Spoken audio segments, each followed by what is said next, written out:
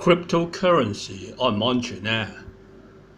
咁啊，見仁見智啦。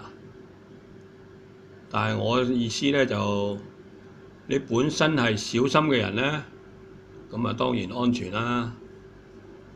你本身係一個唔小心嘅人，咁啊一定唔安全啦。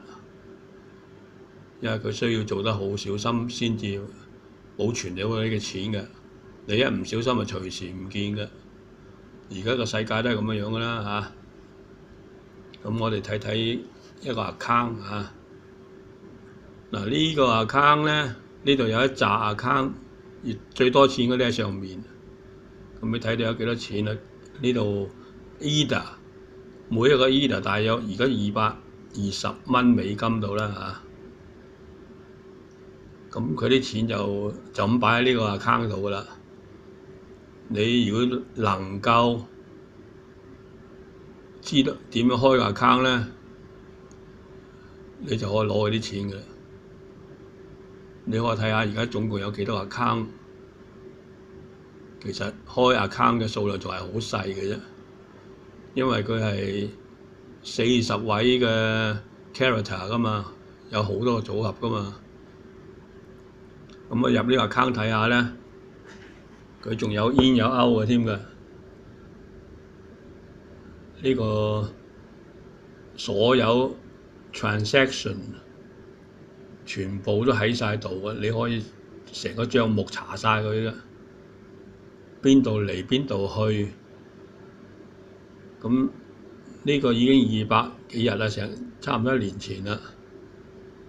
佢最初咧就喺700幾日前，2年幾啦，就有傳入咗100個 Ether。2年幾前嗰啲 Ether 好平嘅啫，而家220美金啦。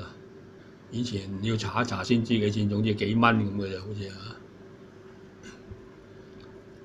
嗱呢個就係佢嘅 address 啦。只要你揾到條 private key 係入呢個 account 嘅，你就發達啦。咁啲 cryptocurrency 咧喺邊啲國家可以用咧？咁啊，其實認真嚟講，度度國家都應該得嘅。不過就未咁流通啦，個別公司可能會用。咁人哋問啲 cryptocurrency 擺咗喺邊度咧？唔係喺銀行㗎，係喺一個 blockchain 喺網上嘅。一個 blockchain 其實係一個帳簿，呢個帳簿咧就乜都記低晒。你頭先睇到嗰個 account 嗰啲就係帳簿入面嘅嘢啦，你隨時查得翻出嚟嘅。咁你如果嗰部電腦咧，你可以 download 呢個帳簿翻嚟。你就變成一個碌嚟㗎啦。咁呢個碌咧就係負責記帳嘅。咁呢個全世界有好多個電腦都有記帳嘅，所以有好多個碌喺度嘅。